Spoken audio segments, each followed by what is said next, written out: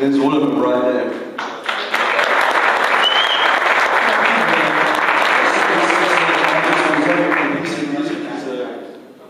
There's a form of like Chadwick told me that Frank Zappa had said something to him about like when you talk to people, you don't talk in 4/4, you don't say it like this, you talk in phrases.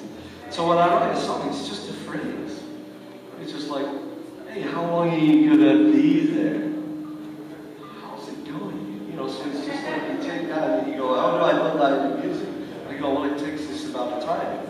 So how do you want to count it? So then you have to do, how small are the subdivisions? Are they one, one, one? I mean, I always hear everything in one.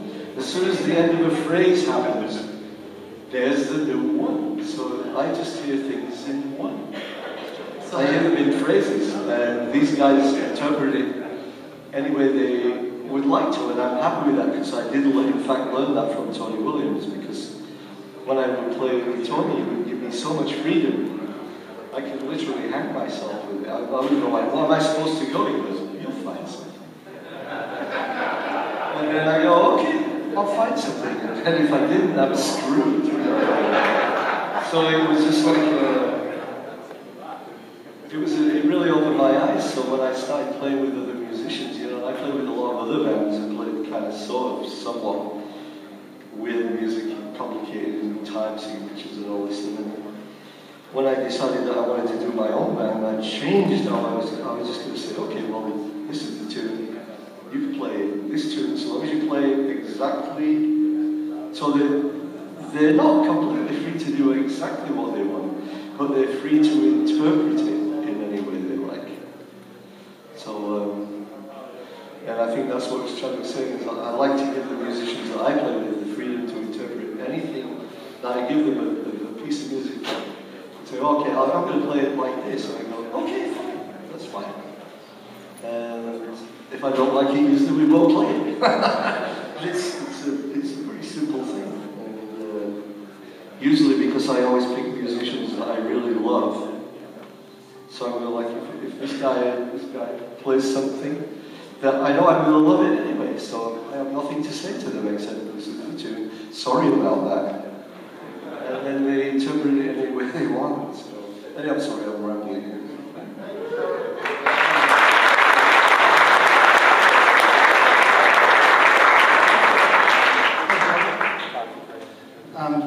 We have such a limited time here. We're going to play another tune. This is called Devil Take the Hindmost.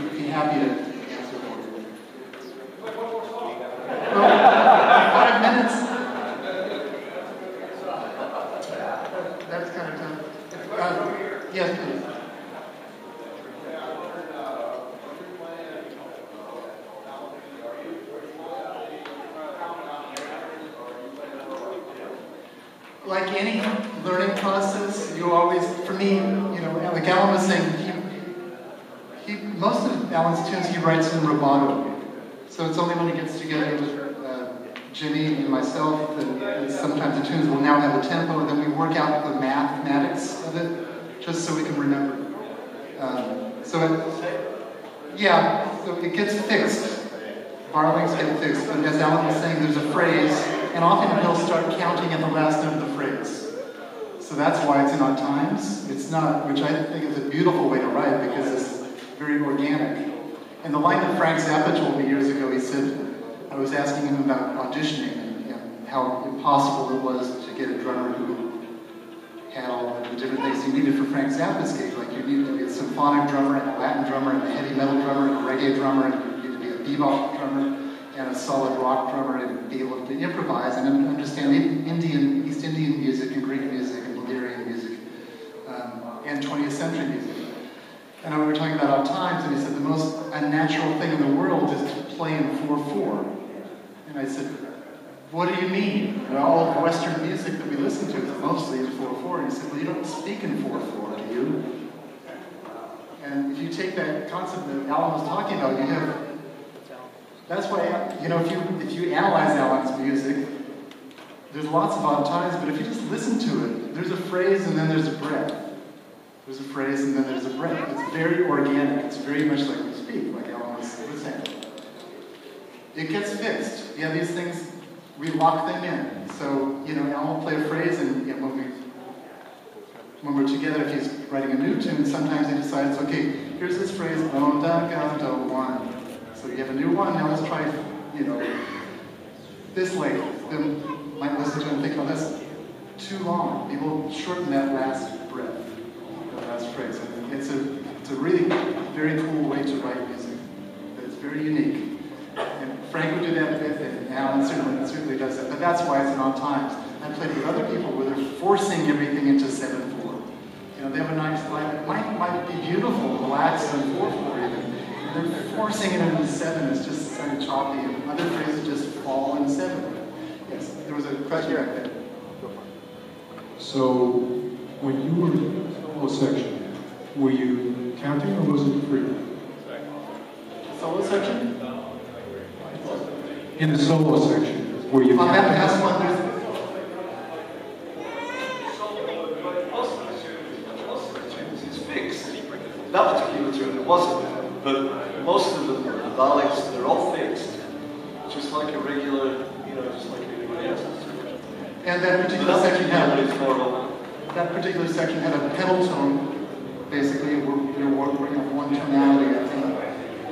Basically G, and we're in 4/4, but we may be disguising that. And then on cue, there's a set of chords that we go to as release.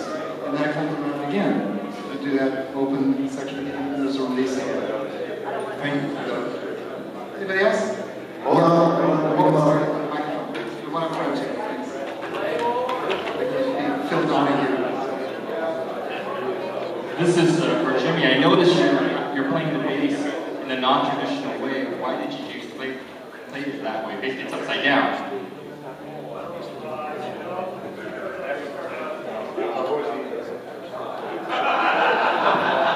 Okay, thanks.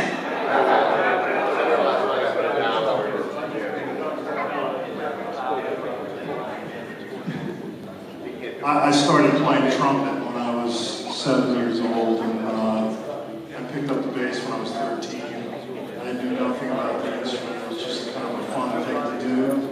So in 1965, when I started playing bass, it was really hard to find a left-handed bass. I'm naturally left-handed, so I bought a right-handed bass, and I turned it upside down and learned how to play that way.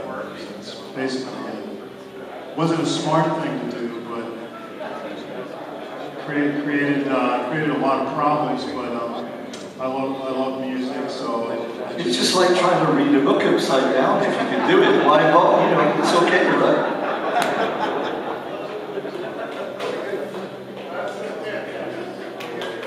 Thank you so much. I'll see you next time. Our welcome to Haslip and Wackerman.